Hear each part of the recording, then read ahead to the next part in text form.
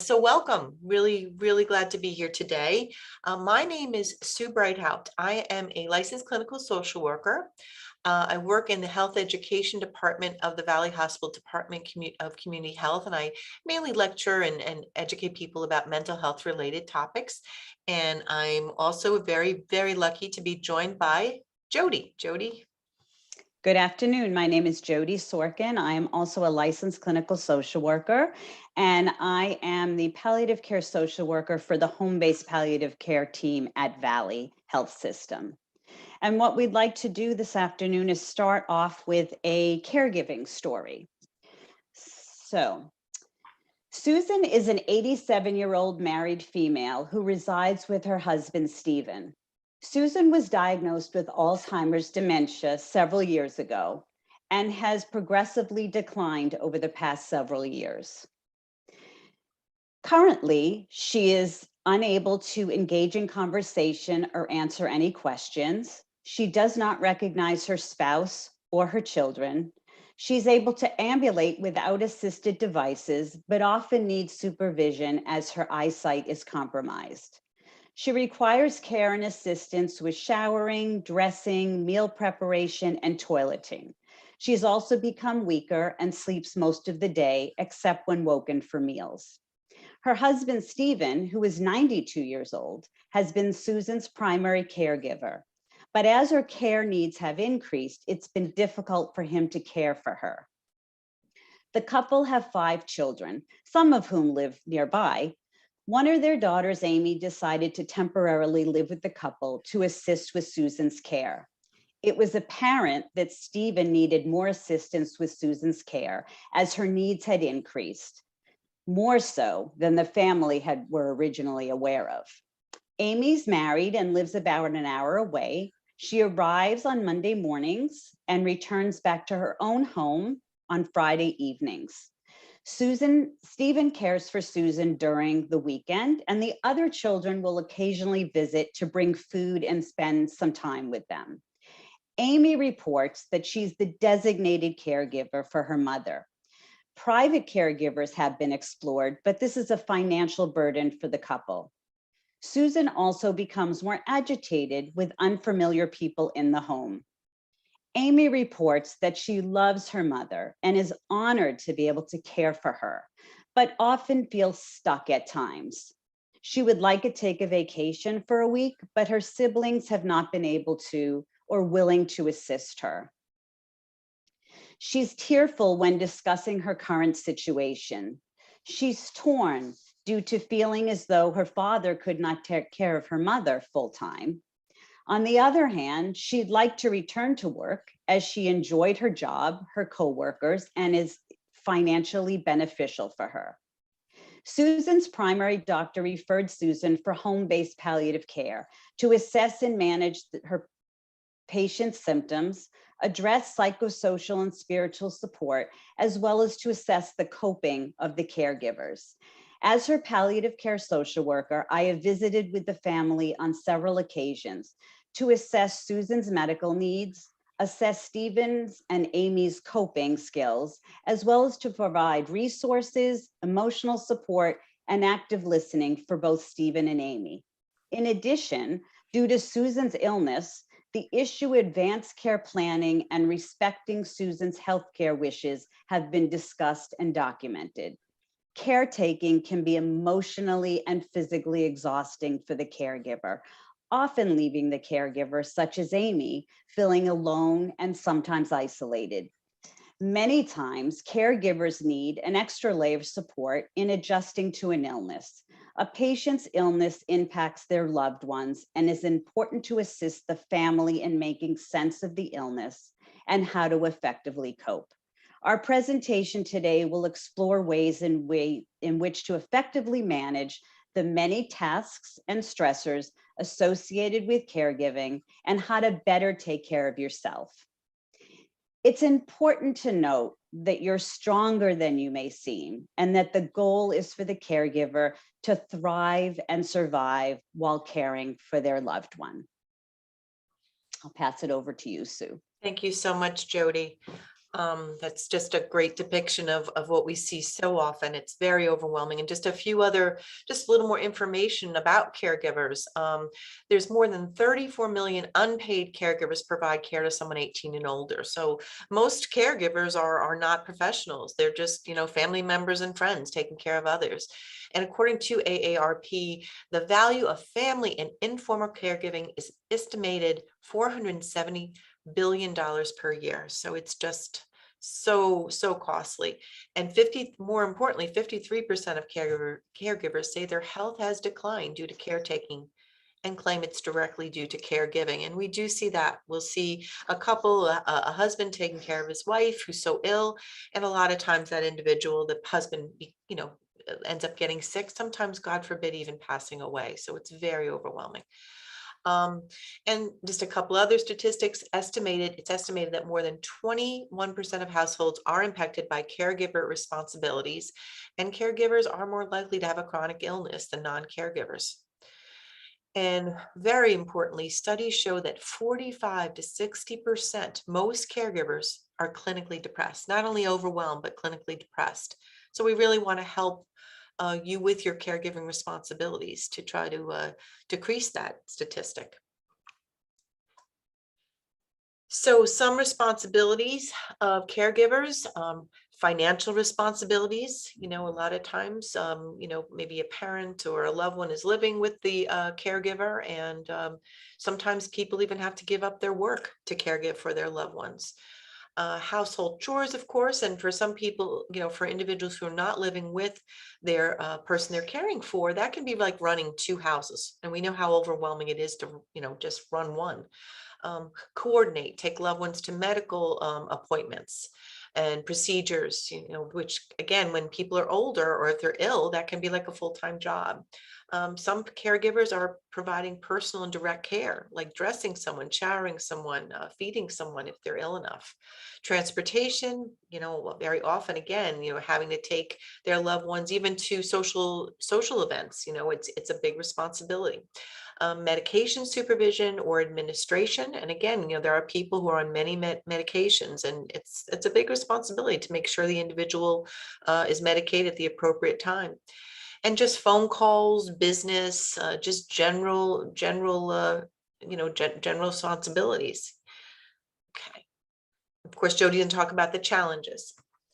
Right. And these responsibilities, of course, can create some challenges that many caregivers may encounter. And, sometimes the work of caregiving is physically difficult. Caregivers sometimes feel as though they're not trained for the caregiving responsibilities, whether that's bathing or safely transferring a patient from a bed to a wheelchair to a recliner, that they sometimes have anxiety about how physically difficult the work can be. In addition, if the patient is living with the caregiver, or the caregiver is staying temporarily with the patient, sleep deprivation can be very prevalent, as well as poor eating habits and health decline. When we're not eating properly, we're not sleeping properly, of course, we're not going to have energy, and our health may potentially decline.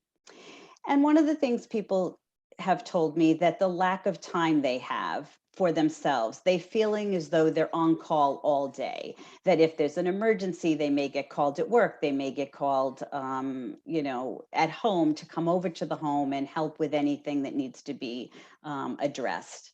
And financial challenges, like Amy having to choose between her caregiving role versus her job. And that creates a lot of, I think, stress as well. And then we have psychological resentment. Some caregivers report they feel angry, frustrated, maybe guilty, and sadness. And I think one of the prevalent pieces also is the grief, that even though they're caretaking for their family member, the grief related to watching a loved one decline is very prevalent, as well as the loss of the relationship that they may have had, that Amy doesn't have the same relationship she had with her mother. prior to her mother being diagnosed with Alzheimer's. She can't have a conversation with her mother. So the grief starts even before the patient declines significantly. And then, of course, complex chronic illnesses often require people to make healthcare decisions while still respecting the patient's wishes. You know, Amy has to know or have some idea or make difficult decisions about her mother's wishes moving forward for her quality of life, even if her mother cannot verbalize those. Now, caregiver stress can manifest itself in varying different ways. We often see anxiety or depression in the caregiver, and I think Sue, you spoke a little bit about that in your prior slide. Feeling more tired and weary, potentially having trouble sleeping or oversleeping. And the trouble sleeping for some of my caregivers has been related to their thoughts and anxiety related to their loved one's care. Some irritability, feeling increasingly resentful at times. You know, why am I the designated caregiver? How can I engage other people to assist me in this caregiving? And new or worsening health issues or trouble healing. Oftentimes, a caregiver's own medical issues are put on the back burner because they're focused on caring for their loved one. And then being isolated socially. Caregivers report that they're not able to engage in activities they used to be able to do because they are focused on their caregiving. Meeting their friends for lunch, meeting a friend just to take a walk can be part of their stress. And sometimes we see eating excessively or drinking or smoking. Some of these habits do increase. And then, of course, feeling helpless. Sometimes caregivers want to be able to control their family's illness or want to control their symptoms, and it becomes harder and harder as their illness progresses. Absolutely. And a lot of this stress, these challenges lead to stress. Unmanaged stress or just stress in general can lead to something called caregiver burnout. Seen a lot of this even in professional settings during the pandemic, where this is a state of physical, emotional, mental exhaustion that can be accompanied by a change in attitude from positive and caring to negative and even unconcerned. You know, this is beyond stress. This is where people almost start to lose their compassion a little bit, you know, which was so prevalent in the beginning of this journey. And then it's just, again, full of just sort of numbness, like automatic pilot. And that's dangerous for many reasons. You know, not only can maybe the person getting the care may not receive the type of care that they really need. And then the individual who is burnt out this can lead to more serious issues like depression or something. So it's something to be aware of. And sometimes I tell people, you know, just check in with yourself every week, even or every day, but it's, you know, ideally every day, but even every week, you know, where am I at with this? What am I feeling? What's going on regarding this? Keeping note of that is helpful. So we're here to talk about how to make it all more manageable. You know, how can you have a life, even though you've got this, you know, situation that's ongoing? How can you, you know, have a life, enjoy your life? Because you can, it is possible. I've been there myself, you know. So I think just a few of these suggestions have made a difference in many people's lives with whom I've worked. One is just developing a plan and even getting organized. Myself, when I was taking care of my parents, I remember I had all their important documents, all, you know, the prescriptions, the doctor's names, you know, everything in like a file, you know, and I kept that readily available in my kitchen. And I tell people this all the time, you know, try to get as organized as you can to make it more, you know, to again, make it more manageable, and even develop a plan, you know, plan of action. You know, this is way our week's going to look, you know, this is what we're going to do. And, you know, have a calendar readily available really does help. And prioritize the need. You know, the needs will always be excessive when you're taking care of another human being, always. And sometimes, you know, I used to do this, I tell people, or I used to do, where I would have a sort of a file, and my file in the front was things I had to get done that day or the next day. The second level was, things I could wait a week to do. And then the next were, things I could get done the next month or two. Some things are just not as necessary as others. Obviously, a doctor's appointment, would be more important than organizing a closet or something, so you just want to prioritize those needs. And this is another thing, trusting your instincts as a caregiver. We often do know best. When we're doing this out of a place of love, we know our loved one the best. Trust your instincts. They're not acting, they're not acting the way they usually do. You notice more confusion. You might go to your doctor who dismisses it, but trust your instincts if you have concerns, or if you think that the individual can do more than they typically can. We want to make sure build confidence in yourself. You know a lot. And know your limits. And that's the other thing too. You get so wrapped up and you think you're the only one that can truly care for this person, ideally, and that's true, but you have limits. Where again, you want to check in with yourself every week, because once you go past your limits, that's a lot of times when you get too stressed or burnt out. Encourage independence of the person you're caring for. Certainly some people need total care, but there might be some things that your loved one can do on his or her own. I worked with a woman whose dad, didn't want to cook, but he could heat up some lean cuisines and a couple other things in the microwave. He could do more than she was giving him credit for, and that alleviated her stress by, encouraging her father to take those on some of those responsibilities. Again, this goes with knowing your limits, but recognizing when it's time to get more help. You may need to call on a home health aide a couple times a week, or a counselor for your loved one or yourself. Please recognize that we want to do it all our own, or we want to even sometimes save money. And I understand that, but if you do too much, you're going to end up exhausting yourself and then needing a lot more help. And then, of course, recognizing when it's time to have difficult conversations about health. Maybe at one point you do talk to your loved one or the whole family about palliative care instead of curative care. Maybe, how do we keep mom or dad or whoever comfortable? Or should we start, completing paperwork about post forms and the other things that you've learned about through these sessions. Okay, Jodie.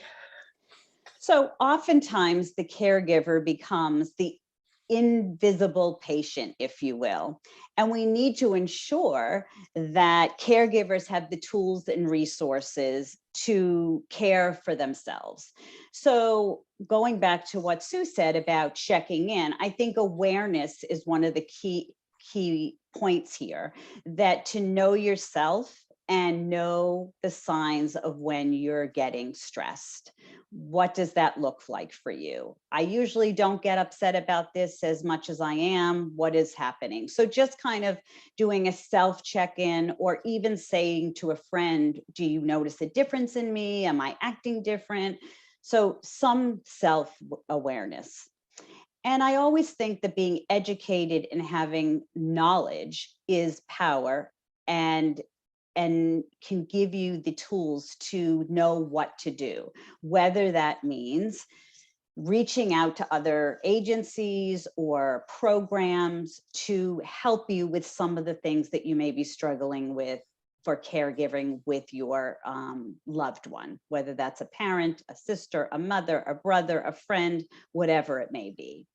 And, two other things that, may seem very insignificant, but are very significant in the realm of all of this, is exercise. And I'm not talking that you have to engage in a 90-minute spin class, but even just taking 15 or 10 minutes to take a walk around the neighborhood, just to clear your head, to get some fresh air, to get some, hopefully, vitamin D as the summer starts to approach, to help you. I always say to put more gas in your tank, right? Or to recharge your batteries in order to effectively care for your loved one. And I think that is the same as eating healthy, putting, good food into your body, as opposed to just throwing snacks in just because you're hungry. The other thing is self-care. Talking about it, venting about it. Amy, the caregiver in the story that I started the program with, has actually engaged in an online Facebook group for children who are caring for their parents. And so, although she's not one to necessarily post in this Facebook page, it has been very validating for her to read other people's posts about how they're managing, or to say, oh my goodness, you're experiencing the same thing as myself. um, Writing about it. Oftentimes, I encourage some of my caregivers to write a journal, even if it's one word a day. You know, today I was overwhelmed, or today I really had a lovely conversation with my mother, or today we went for a walk. Can be very helpful. Getting rest, of course, goes back to the whole sleep issue. It doesn't necessarily mean that you have to sleep, but just sitting down, reading a book for a little while. And a lot of caregivers feel that spirituality is very comforting and peaceful for them, whether that means turning to their religious community, going to church, to a synagogue, however they connect with their spiritual peace. And, you know, doing yoga, maybe Tai Chi, some meditation. I think the bottom line is try to pick some activity that you enjoy and do that, and hopefully that will, you know, hopefully that will help with your self-care. So Absolutely. Sue will be now talking about turning to outside What help. can we do? And, just to remember that, what is that example that's very famous about going on an airplane, right? And then what they'll tell you is, if if God forbid something happens to the plane, the oxygen masks come down, you have to put the mask on yourself before you are so tempted to do so, for instance, for your child or for your loved one. But you have to do so for yourself, to care for other people. You can't forget about yourself. And that leads us to turning for help, turning to someone for help. And I know that's not always available to people, but what I have found over the years working with families is there's typically someone who, I don't want to call it a gene, but they sort of step up, and it's just a role they feel maybe more comfortable with for whatever reason. And it's hard to let that go, but sometimes to make sure that you can continue in this role of caregiver, you have to turn to other people to assist you. Obviously what comes to mind first are family members. Typically, is there another sibling? Is there a cousin? Is there one of your children, who can assist you, even doing the most simple things, even giving you a couple hours a week to get out to the store to go for that massage or a walk or two. Those things can be so life affirming, and give you the relief you need. Even friends or neighbors. And what I tell people is, there's a lot of people that do offer. If you think about it, think about, certain people in your life who do offer. And I suggest to people that are looking for assistance to be very specific, if they want some help. Well, how about this? Could you come by at 3 o'clock on Tuesday to hang out with my dad for a couple hours? Or, actually, if you did want to make that lasagna or that ziti, this is the time, this would be the week, specific, even making transporting your loved one, something, it's okay. And what's the worst that can happen? Someone says no. All right, then, from then on.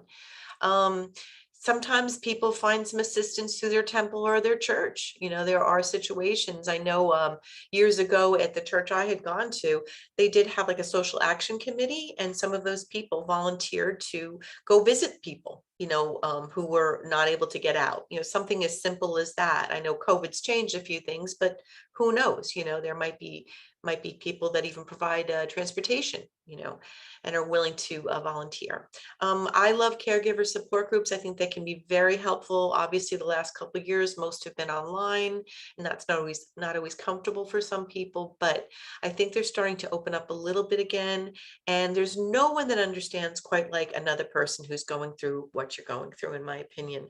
Not only do you get that support and people really hear what you're saying, but they often have the best resources because they're out in the trenches looking for all the things Jodie's going to talk about, the professional assistance. So I highly recommend that. Even if you're not more introverted and not a joiner, it's still good to think about these things, you know. And then organization specific to your loved one's illness, you know, cancer care, think of the Parkinson's, you know, Foundation. There's groups that can really be very helpful. And I know the Alzheimer's Association, they even have online support groups, or they have a lot of information that they can provide to assist you with what's going on. Okay. All right, Jodie. So sometimes we have to reach beyond our family and friends, and we have to turn to professional support. So oftentimes in assessing a family's needs, we look at what could be some of the professional agencies or services that we can offer to the family to assist with the caregiving. So hiring a home health aide, either through an agency or a private aide. Now, of course, this is based on, you know, families' financial means. And I think that people like myself or Sue are people who can assess, you know, what the family's means are and whether or not it's feasible to hire outside of the family. But these are people who will come into the home and provide respite and support for the caregivers. I have a couple of patients actually who go into adult daycare, one of them being the Regency on Route 4 in River Edge. They can go, one family is sending their loved one 3 times a week, another 5 times a week. They are engaging the patients in the daycare with activities, with field trips. They're providing meals that gives, and you can decide on your hours, and at least it gives some respite to the caregiver. Transportation services, specifically if the patient is bedbound. Some of the cancer cares and some of the other organizations to disease-specific patients do offer transportation services, but hiring sometimes an ambulette or an ambulance to take your loved one to doctor's appointments if it's difficult to get them out of the home can be helpful.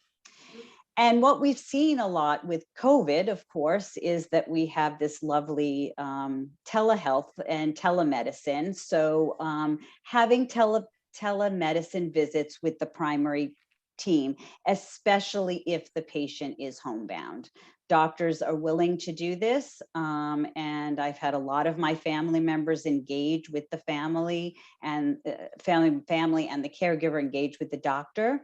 So if there's any, you know, needs, medical needs, this has been a great way for them to connect with their treating team, whether it's a primary care physician or any specialists. The other thing is home care. Home care is another service. Valley has home care services for patients who have skilled nursing needs, whether it's nursing care or physical therapy, occupational or speech therapy referrals. So oftentimes, a lot of our palliative care patients are also on home care. So they can be on both, and they are being treated, you know, let's say for physical therapy to increase their strength so that we are reducing the risk of falls, and also teaching the caregivers on how to transfer the patient safely from the bed to the wheelchair. And then respite care. A lot of nursing facilities do set aside beds for respite placement for patients. This is usually an out-of-pocket expense for the families, but they will provide the care in the facility if a family has to go to a wedding that the patient can't go to, or a graduation. This is certainly another alternative to, you know, having someone come in the house, having the patient placed in a facility. And professional counseling. I usually go in and assess the family's coping, the caregiver's coping, and oftentimes have to make mental health referrals to private therapists. Now, also the mental health referral or the professional counseling could be a referral to a caregiver support group to alleviate some of the stress associated with the caregiving. And then our last professional support would be our palliative care referral. Palliative care is for patients with chronic life-limiting illnesses, and it's an approach that improves the quality of life of the patients and their families who are facing problems associated with life-limiting illnesses. And one of the main focuses, of course, in addition to the medical needs of the patient, is to address the struggles and sense of responsibility that the caregivers may encounter while caring for their loved one. So yes, so it seems like probably a strange slide. However, part of the coping that I have found over the years working with caregivers, and even, again, being a caregiver myself, is this sort of idea of a mindset shift, where somebody who had thought of this as very daunting and overwhelming, and caregiving is truly, absolutely. But there are some rewards associated with caregiving, and I would be remiss not to mention these things, because in reality, especially if you're taking care of your parents, it is an important rite of passage for many people. And there are a lot of people who, after the fact especially, will say, I'm glad I was there. And that's something to just kind of think about a little bit. And sometimes this even helps with the grief. If someone you have taken care of after they pass, there are people that will say, of course I miss the person. I'm grieving. I've got to feel it, experience it, but I do know that I was there and it helped me with that. And remember, you will be going through what you're going through in the future. You will be a source of comfort and information for others who have to provide care as well. That's one thing that so many people, will say, well, when it happened to my daughter who had to take care of someone, I could really guide her. And it can be, that's a wonderful thing. It adds a lot of meaning to life to be able to be there for other people in that way, absolutely. And again, as we started this out, the joy from being able to care for those who once cared for us, again, it's sort of this cycle of life. So I just really, really want to mention that. And you're very brave, and you're very strong, stronger than you think. Thank you for all you do. So that sort of concludes this, our program. I just, if anyone has any questions, any comments, we welcome them. Like I said, you can write them up in the chat box or the Q&A, or you can take down our emails, and we're very happy to respond to you, to any inquiries about any of these, any of these professional interventions or any of the things we suggested. We're very, very happy to answer you. And absolutely.